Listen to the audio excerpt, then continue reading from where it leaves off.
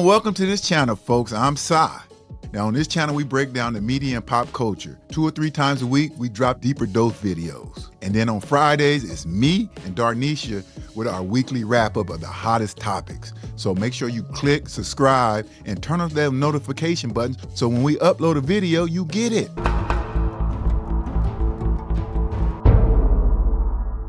And in this video, we getting ready to break down something that is real serious, folks. Did hip-hop cause arrested development in the Black community?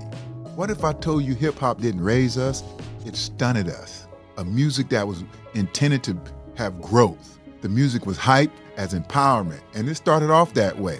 But how did it get stunted? Okay, and I don't mean stunted as in showing off your jewels. Okay, no, that's not what I mean, folks. Many times we point the finger at the system, schools, politics, whatever.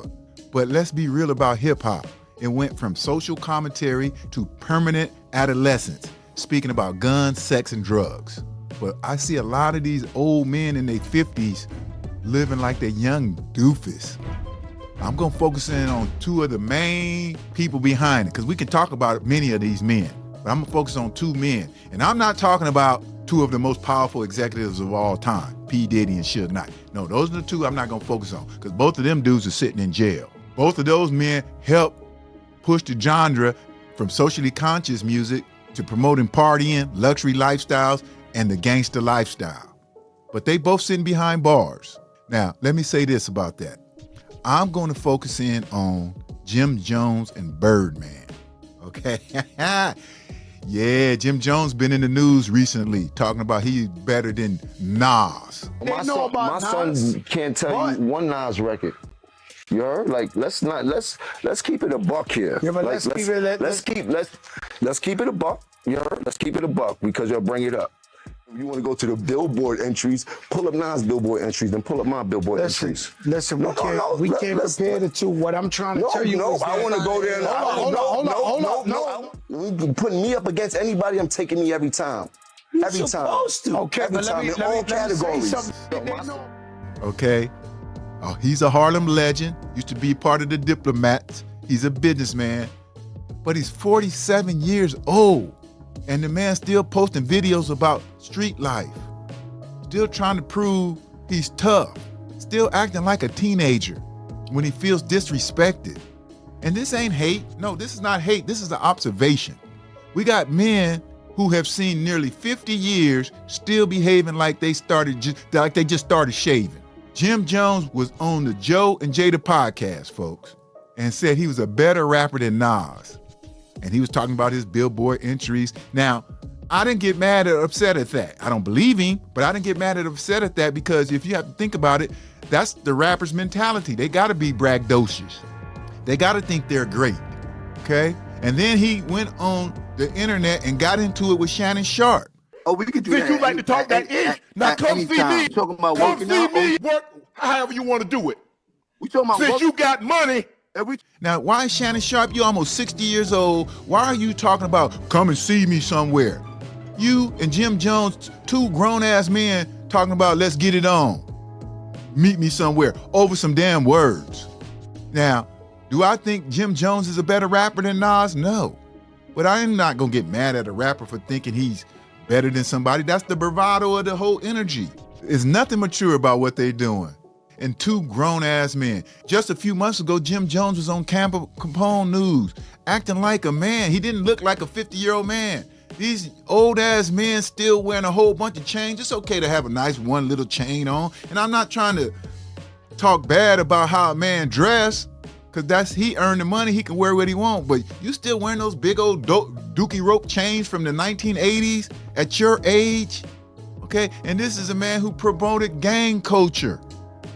What is wrong with these men? They're supposed to be men, but they act like little boys. And not only is that, forget about the maturity in this, these men are millionaires, folks. Millionaires with a street mentality. They're supposed to be transitioning into something greater.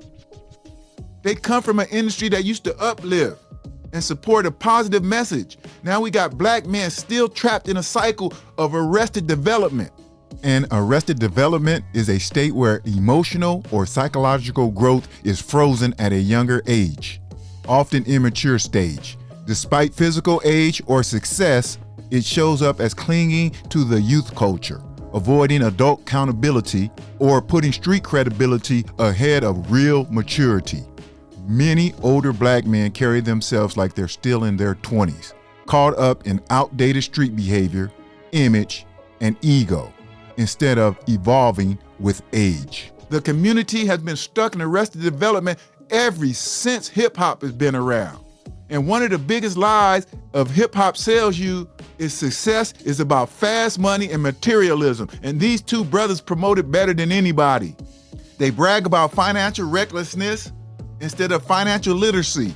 And let's get on Birdman, AK Baby, one of the most powerful men in hip hop, a successful label. He's been in the game a long time, but this man mindset is so immature. Okay, he's still getting tattoos on his face, folks.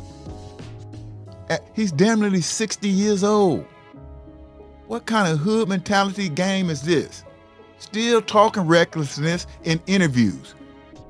Okay, remember a couple years ago when he was on The Breakfast Club talking about put some respect on my name. Put some respect on my name. Put some respect on my name. What the hell? You as a CEO, forget about your age, you're a millionaire, but they still trying to be real G's.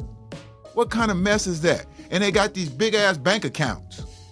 What happened to just growing up and maturing? We all go through stuff when we're young, but I'll give you an age, I'll say around age 30, you should already have your stuff. Anything before the age 30, I'll give you a pass. But after that, it's still more concerned about being feared than respected. Still wrapped up in that bad mentality.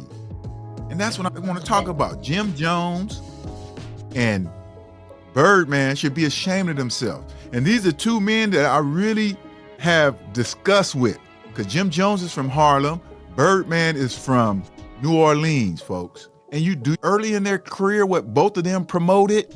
This is why they still in the game. This is why they still relevant, because they both promoted gang culture.